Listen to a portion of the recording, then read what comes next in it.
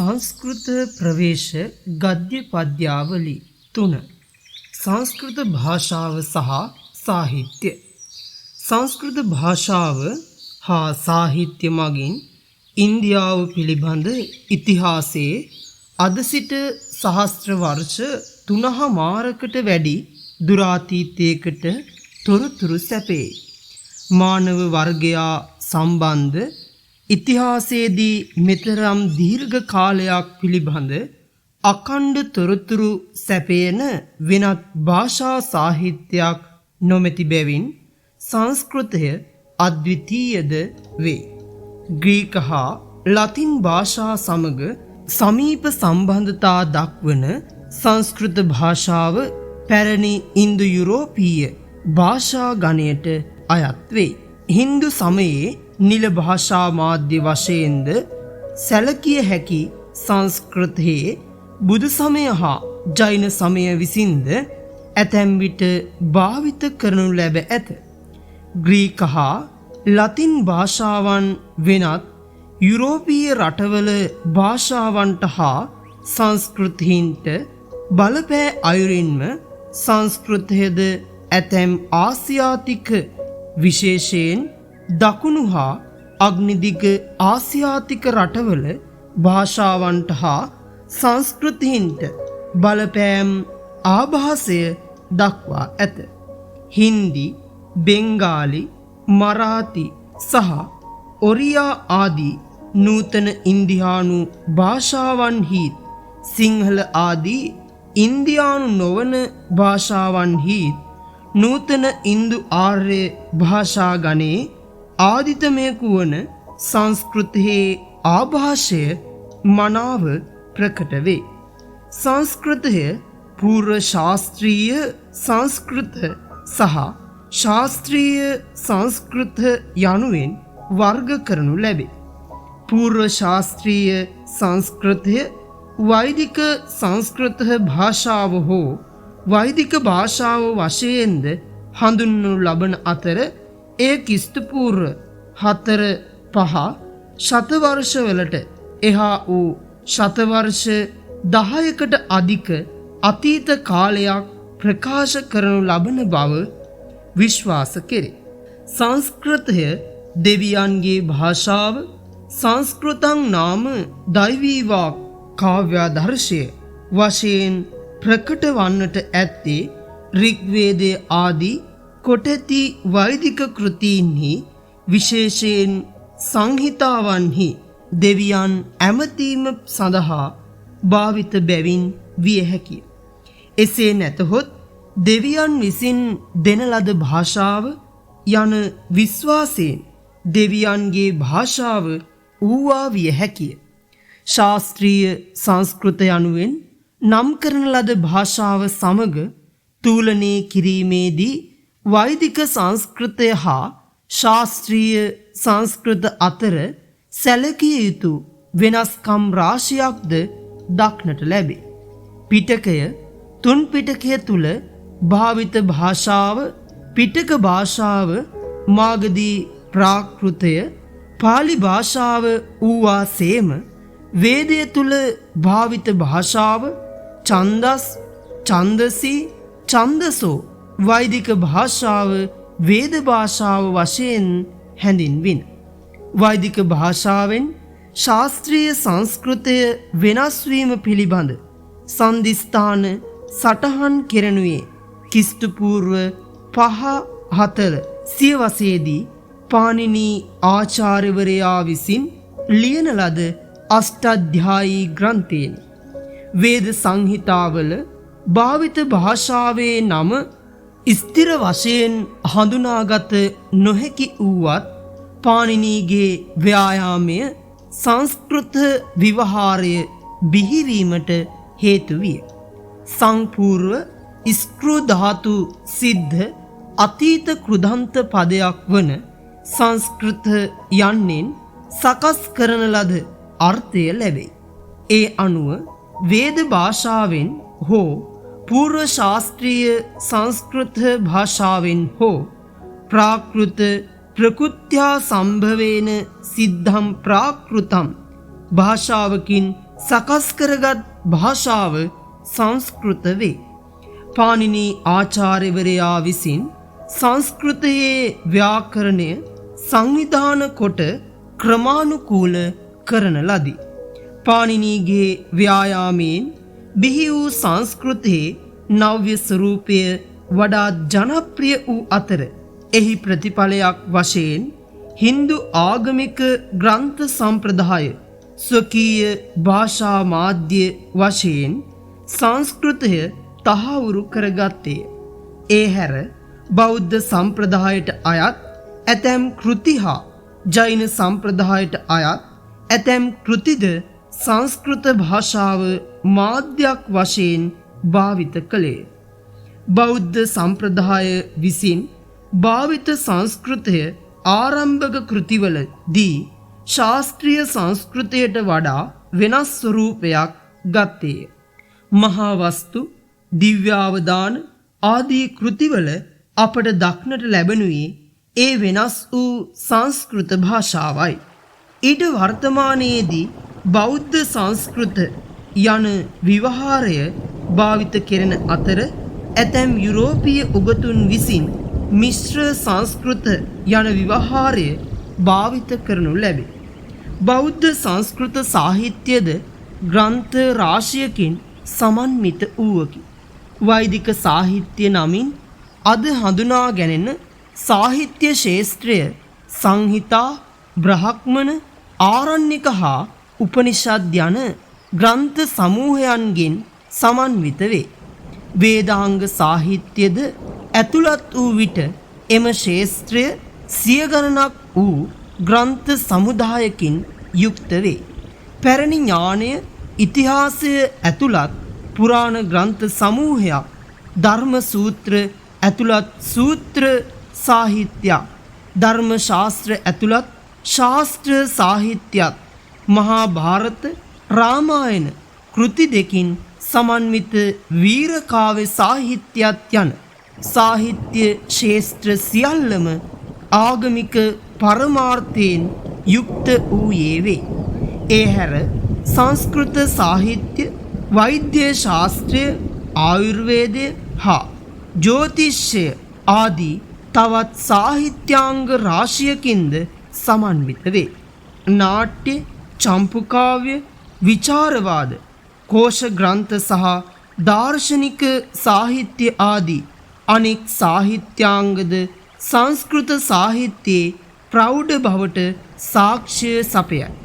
කිස්තු වර්ෂ පළමුවැනි සියවසේදී අශ්වඝෝෂාචාර්යයන් විසින් රචනා කරන ලද බුද්ධ චරිත, සෞන්දරානන්ද හා ශාරිපුත්‍ර ප්‍රකරණ යන ග්‍රන්ථත්‍රය ආගමික තේමාවන්ගෙන් යුක්ත වුවද සම්මත සාහිත්‍යමය අගයන් ඉහළම අයුරින් දරා සිටි.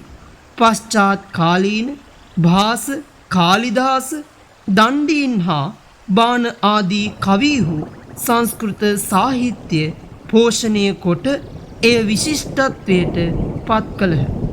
ඒ ආකාරයෙන් වැඩුණු සංස්කෘත සාහිත්‍යයේ ප්‍රභාව ඉන්දියානු දේශසීමා අභිබවමින් ශ්‍රී ලංකාව ආදී දේශයන්හි පවා විහිද ගිය අතර කිස්තු වර්ෂ ආරම්භයේ සිට මුල් සියවස් කිහිපය තුලදී එම දේශයන්හි සංස්කෘත කෘති පරිභාවිත බවට සාධක හමුවේ. සාරාර්ථ සංග්‍රහය ආදී වෛද්‍ය ග්‍රන්ථත්, ජානකී හරණ, අනුරුද්ධ ශතකය ආදී කාව්‍ය ග්‍රන්ථත් ශ්‍රී ලංකාවේ දේශීය සංස්කෘත ග්‍රන්ථ සම්භාරය නියෝජනය කරයි. වාස්තු විද්‍යාව සම්බන්ධයෙන් මෙතෙක් හමු වී ඇති පැරණිතම කෘතිය අයිතිද ශ්‍රී ලංකාව සතුය. එනම් මංජුශ්‍රී භාෂිත වාස්තු විද්‍යා ශාස්ත්‍ර සහ චිත්‍ර කර්ම ශාස්ත්‍ර කෘතියයි. පරිච්ඡේද 18කින් හා ශ්ලෝක 1500කින් සමන්විත මෙම කෘතිය කිස්තු වර්ෂ 6 වැනි සියවසේ දී පමණ රචිතයයි සැලකේ. මහායානික ආරාම සැලසුම් අන්තර්ගත මෙම කෘතිය පරිශීලනය කිරීමෙන් පංචාවාස ඇතුළු පැරණි ආරාම සංකීර්ණ ගොඩනැංවීමේදී අනුගත ශිල්ප ක්‍රම පිළිබඳ අවබෝධයක් ලබාගත හැකිය. කෘතියේ හරි අඩක් පමණ අන්තර්ගත පළමු පරිච්ඡේද 3 ආරාම සැලසුම් පිළිබඳව සාකච්ඡා කෙරෙන අතර ඊළඟ පරිච්ඡේද වලින් දැක්වෙනුයේ ප්‍රතිමා නිර්මාණය ගැනය. දශක 1.5ක් තරම් දීර්ඝ කාලයක් තිස්සේ දුෂ්කර ව්‍යායාමයකින් කරන ලද අධ්‍යයනයකින් අනතුරුව මංජුශ්‍රී භාෂිත වාස්තු විද්‍යා ශාස්ත්‍ර හා චිත්‍රකර්ම ශාස්ත්‍ර කෘතිය සංස්කරණය කොට ප්‍රකාශයට පත් කරමින් ලෝකවාසී ජනතාව අතරට ශ්‍රී ලංකාවේ ප්‍රෞಢත්වය කියාපෑමෙහි උත්තුංග කාර්ය කලාහු මහාචාර්ය වෝල්ටර් මාරසිංහ වියතානෝය. මංජුශ්‍රී භාෂිත වාස්තු විද්‍යා ශාස්ත්‍ර හා චිත්‍රකර්ම ශාස්ත්‍ර කෘතියේ පළමු පරිච්ඡේද 3 සිංහලයට පරිවර්තනය කොට පළ කරන ලද මංජුශ්‍රී භාෂිත වාස්තු විද්‍යා ශාස්ත්‍ර නම් කෘතියේ හැඳින්වීමෙහි කොටසක් උපුටා පහත දැක්වෙනුයේ එම කෘතිය පිළිබඳ අවබෝධයක් ලබා ගැනීමට මහෝපකාර වන බැවිනි. මෙම ශිල්ප ග්‍රන්ථයේ අපට ලැබී ඇති එකම අත්පිටපත ශ්‍රී ලංකාවේ හමු වී තිබීමම එම කෘතියට ශ්‍රී ලාංකික ප්‍රභවයක් ආරෝපණය කිරීමට තරම් ප්‍රබල සාක්ෂියක් හැටියට ඉදිරිපත් කිරීමට අපහසුය. ඇත්ත වශයෙන්ම කාශ්‍යප ශිල්ප හා මයමත වැනි දක්ෂිණ ಭಾರತೀಯ ශිල්ප ග්‍රන්ථ වල හා මෙම කෘතියේ දක්නට ලැබෙන ඇතැම් පොදු ලක්ෂණ කිහිපයක් ගැන සලකා බලා ඒ දකුණු ඉන්දියාවේ ලියුණෙකැයි සිතන්නටද ඇතැම් වියත්තු පෙළඹී සිටිති. කෙසේ වුවද භූගෝලීය වශයෙන් එකකින් දූරස්ථව වූ ස්ථාන දෙකක ලියුණු ශිල්ප ග්‍රන්ථ දෙකක වුවද විෂය කරුණු ශෛලිය හා ඉදිරිපත් කිරීම අතින් යම් යම් පොදු ලක්ෂණ දක්නට ලැබීම ගැන අප පුදුම විය යුතු නොවේ. අනෙක් අතට හින්දුන්ගේ නොව බෞද්ධයන්ගේ ආගමික වාස්තු විද්‍යාව පිළිබඳ ග්‍රන්ථයක් වන මෙම කෘති අප පසුව පෙන්වා දෙන පරිදි කරුණු ගොනු කිරීම හා ඉදිරිපත් කිරීම අතින් පැහැදිලි ස්වාධීනත්වයක් පෙන්눔 කරයි. එසේම වාස්තු විද්‍යාව හා ප්‍රතිමා ශිල්පය පිළිබඳව ලියවී ඇති ಭಾರತೀಯ කෘති අතර මෙම කෘතිය සාකල්යෙන්ම ගැළපෙන ශිල්ප ග්‍රන්ථයක් සොයා ගැනීම උගහටය.